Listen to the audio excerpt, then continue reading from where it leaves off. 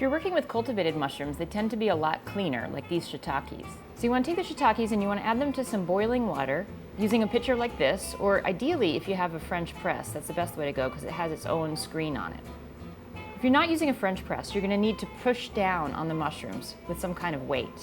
You want to wait about 10 to 30 minutes until the mushrooms are tender, depending on the mushroom.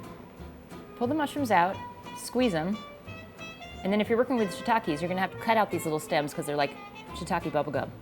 Now if you're working with wild mushrooms, I recommend a two-step soaking process. First, put them in warm water for about 5 minutes. And use my signature octopus fingers to agitate the mushrooms to get some of the grit off. Pull the mushrooms out, give them a squeeze, and then you're going to want to take them to the second stage of soaking. And here we're using that French press.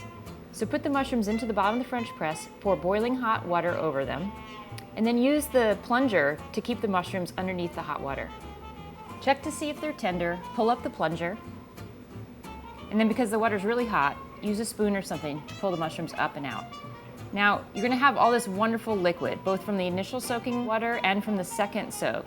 And there's a couple ways to strain it because there's going to be a lot of sediment and grit at the bottom. You can use coffee filters, you can use cheesecloth. The French press has its own built-in strainer in it, but just for safekeeping, I'm also going to pour it through this cheesecloth. What you have left is gorgeous brown mushroom rehydration liquid. You might as well call it stock. It's just as good.